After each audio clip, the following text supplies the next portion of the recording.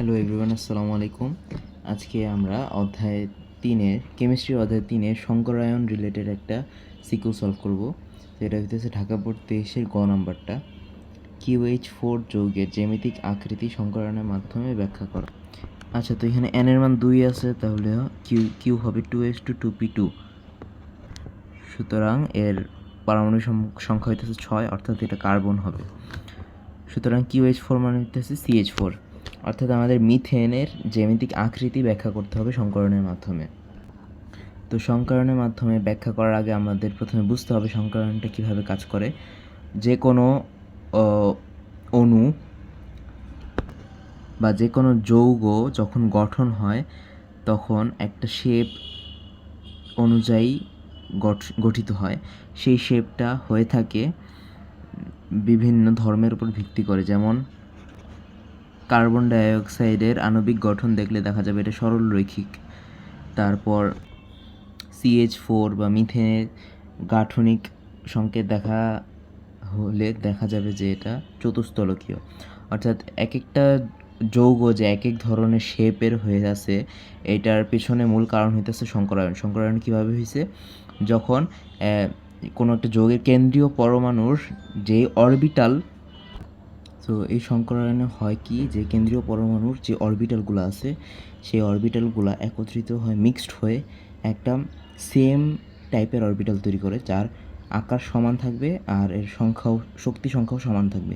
এরকমভাবে অরবিটাল তৈরি করে এবং অরবিটালগুলা সেম আকৃতির হয় আর সেম শক্তির হয়, যে কারণে সেগুলোর সাথে অন্য যেই মৌল আছে সেগুলা বিক্রিয়া করে একটা শেপ তৈরি করে। অ্যান্ড এই শেপটা ডিপেন্ড করে সেই অরবিটালে কোন অরবিটালগুলো আর কি যুক্ত হয়েছে। অর্থাৎ যদি sp3 থাকে, যেখানে s অরবিটাল একটা আর 3টা p অরবিটাল মিলায় একটা সম্পূর্ণ অরবিটাল তৈরি করে, এরকম ক্ষেত্রে সেটার আকৃতি এক ধরনের হবে। আবার sp একটা s একটা p অরবিটাল নিয়ে যদি এক ধরনের অরবিটাল তৈরি করে, তাহলে সেটার আকৃতি আরেক রকম হবে। সো এই আকৃতিগুলো ফিক্সড থাকে, আর এইভাবেই আর কি সংকরণের মাধ্যমে আমরা আকৃতি বের করতে পারবো। সো sp3 হবে না sp হবে, এগুলো নির্ণয় করতে পারলেই এটাকে মূলত সংকরণ বলা হয়। এটা নির্ণয় করতে পারলে আমরা আকৃতিও বের করতে পারবো। তো এখন আমরা CH4 এর এই সংকরণটা নির্ণয় করব। তো CH4 এর সংকরণ নির্ণয় করার জন্য আগে CH4 এর কেন্দ্রীয় পরমাণু, সেটা হচ্ছে C, এইটার ইলেকট্রন বিন্যাস করতে হবে, এখানে করা আছে 1s2 2s2 2px1 2py1 2pz0। এখন আমাদের লাস্ট যেই অরবিটাল থাকবে সেইটা নিয়ে আমাদের কাজ করতে হবে। এখানে আমাদের লাস্ট হইতেছে 2s 2p, এগুলো হইতেছে আমাদের যোজ্যতা স্তর। যেটা হচ্ছে যোজ্যতা স্তর কাকে বলে? যে লাস্টের যেই স্তরটা থাকে সেটা। সো এখানে আমাদের এখানে লাস্টে 2s যেহেতু 2 আছে, এটা উত্তেজিত যদি করি তাহলে সেটা 2pz যেটা 0 ছিল সেটা 1 হয়ে যেতেছে। অর্থাৎ এখন সবগুলোতে সর্বোচ্চ অযুগ্ম ইলেকট্রন আছে প্রত্যেকটা অরবিটালে। এখন এখান থেকে আমরা বের করতে পারবো এর সংকরণ কত, কারণ এখানে প্রত্যেকটাতে অযুগ্ম ইলেকট্রন থাকলে সেটার সংকরায়ন বের করা সম্ভব, বা সেটাকে নিয়ে সংকরায়ন করা সম্ভব। যদি এখানে 2s2 থাকতো তাহলে সেটাকে মানে সম্পূর্ণটা ফিল আপ করার পর উত্তেজিত হওয়ার পরেও যদি 2 থাকতো তাহলে সেটা সংকরায়ন হতো না। কারণ সংকরায়নের নিয়ম হইতেছে এটা শুধুমাত্র সিগমা বন্ধন এবং মুক্তজোড় ইলেকট্রনগুলোতেই হয়।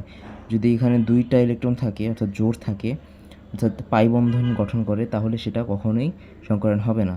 তো এখানে s একটা আর 3টা p, অর্থাৎ sp3 সংকরায়ন গঠন করে।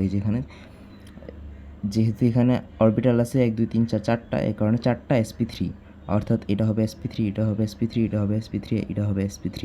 এইভাবে করে 4টা শক্তিসম্পন্ন সমান আকারের 4টা অরবিটাল গঠন করেছে sp3 এর। এবং এই sp3 এর মাথায় যেহেতু হাইড্রোজেন আমাদের যুক্ত করতে হবে, হাইড্রোজেনের একটা ইলেকট্রন এবং এর অরবিটাল s, সুতরাং এই s অরবিটাল 4টা sp3 এর অরবিটালের মাথায় যুক্ত হয়ে CH4 অণু গঠন করবে।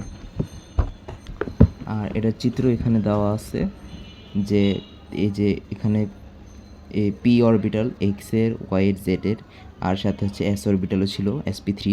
এটারে যদি প্রত্যেকটা sp3 করি তাহলে এটা sp3, এটা sp3, এটা sp3, এটা sp3, এগুলোর সাথে আবার হাইড্রোজেনে s, যুক্ত করে সম্পূর্ণ CH4 এর কাঠামো গঠন করা হয়েছে। আর এটার বন্ধন কোণও চাইলে লিখে দিতে পারো। এটা হচ্ছে এই আকৃতিটাকে বলে চতুস্তলকীয়। sp3 যখন সংকলন হবে তখন এর আকৃতি হবে চতুস্তলকীয়, এটা ফিক্সড। আর এটার প্রত্যেকটার বন্ধন কোণ হইতেছে 109.5 ডিগ্রি, এটাও ফিক্সড। এগুলো বোঝার জন্য তোমার একটা বইয়ের লেখাই আছে চার্ট, এই চার্টটা মুখস্থ করতে হবে, কারণ এটা হচ্ছে ফিক্সড একটা জিনিস, ফ্যাক্ট, এটা বোঝার কিছু না, এটা ফ্যাক্ট।